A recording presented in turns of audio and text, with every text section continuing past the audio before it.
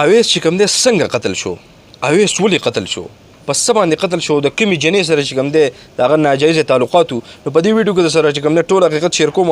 ویډیو تر اخره پورې ګورئ. د هغه د مجرمانو چې کوم انټرویو راغلی دی چې یاره د یو جنې سره غلط تعلقات موږ منې کړی او یو څو میاشتې وړاندې د دې مرګ نه میاشتې یو څو میاشتې وړاندې چې کوم دی دغه تعلقاتو موږ په دغه وجه باندې قتل کو.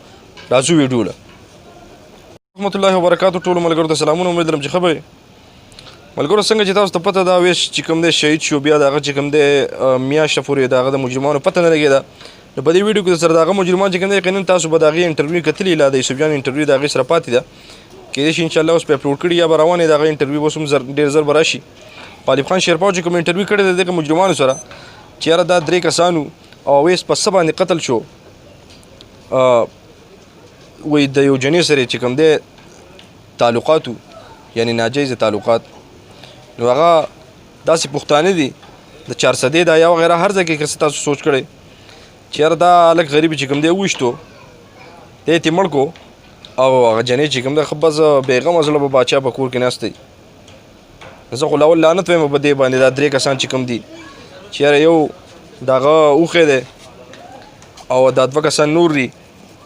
هغه 2 کسانو په انټرویو کې یو چې یاره د اویس د پلار چې کوم دی دا زموږ د تره زوی دی. دومره په لرې رشته کې چې کوم دی دا غریب چې کوم دی بوتلی دی او بیا چې کوم دی مړ کړی دی په بېدردۍ سره 3 ډزه به یې چېرته ویشتی. لعنت خو په دوی باندې زه دا وایم چې یاره که چېرته تاسو ویشتی د جنې په سر باندې نو په کار تاسو له دا و چې یاره دا جنې ورسره ویشتی نو بیا به پته لګېدلو چې یاره واقعي دوی یو غیرت کړی دی او دا د دې جنې سره واقعي چې ګرفتار شوی دی. نو داسې دوسې یو الزام راته ښکاري چې یو الزام پرې لګوي ځکه چې هغه مور پلار یې دا وایي چې یاره دی چېرته د کور نه وتین دی نه د کور وځي او که چېرته د کالج وغیره څه د هاسټل نه مو راغی نو بیا به هم په خپله کمره کې یعنې په خپل کور کې به بهر ته چا سره داسې وغیره چې کوم دی څه غیر ضروري تعلقات چې کوم دی چا سره نه و. نو ډېره د افسوس خبره ده. باقاعده دوی کوم دی عدالت ته چې کوم دی پیش شوي دي خو عدالت ورته هم لا داسې سنګینه سزا نه ده ورولې چې یاره انشاءالله زموږ به ټول په دغه تمه باندې یو.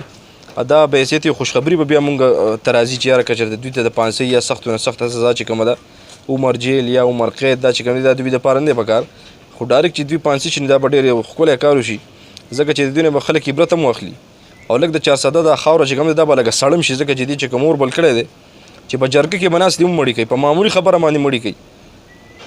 نو کله وایي چې بدعمله او کله څه وایي کله څه وایي دا ټول هسې بکواس خبرې دي شروع کړي دي دغه مجرمان چې کوم دي.